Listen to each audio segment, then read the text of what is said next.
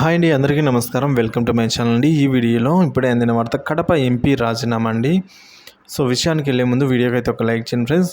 ఆంధ్రప్రదేశ్ రాష్ట్రంలో మొన్న జరిగిన అసెంబ్లీ ఎన్నికల్లో వైసీపీ పార్టీ అత్యంత దారుణంగా ఓడిపోయి ప్రతిపక్ష హోదాను కూడా సాధించలేకపోయింది. ఈ తరుణంలోనే అధికారంలోకి వచ్చిన తెలుగుదేశం ప్రభుత్వం అడుగడుగునా జగన్మోహన్ రెడ్డిని టార్గెట్ చేస్తూనే ఉంది. అక్రమ కేసులు పెట్టడం, వైసీపీ కార్యాలయాలను కూల్చడం, అటు వైసీపీ నేతలను జైలుకు కూడా పంపడం జరిగింది.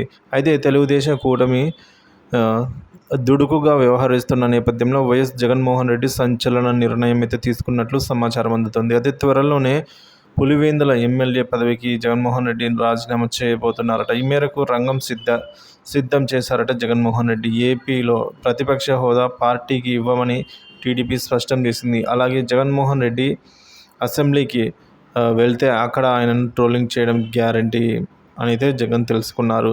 సో ఈ మేరకు ఇలాంటి నేపథ్యంలో 5 సంవత్సరాల పాటు అసెంబ్లీకి వెళ్ళకూడదని జగన్మోహన్ రెడ్డి స్కెచ్ వేశారట. పులివెందుల ఎమ్మెల్యే పదవికి రాజీనామా చేసి కడప ఎంపీగా పోటీ చేసేందుకు సిద్ధమవుతున్నారట.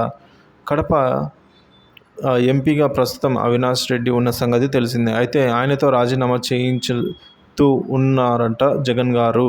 దీంతో కడప ఎంపీ, ఇటు పులివెందుల ఎమ్మెల్యే పదవుల కోసం ఉప ఎన్నికలు రానున్నాయి. ఇలా జరిగితే జగన్మోహన్ రెడ్డి కడప ఎంపీగా పోటీ చేసి పార్లమెంటుకు వెళ్లేందుకు సిద్ధం అవుతున్నారట.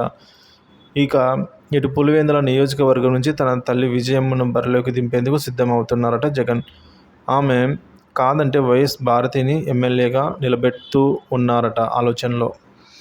కడప ఎంపీగా గెలిచిన తర్వాత 5 సంవత్సరాల పాటు జగన్ అసెంబ్లీకి పోనవసరం లేదు. ఇక 5 సంవత్సరాల తర్వాత మళ్ళీ ఎమ్మెల్యేగా పోటీ చేయనున్నారట జగన్ గారు.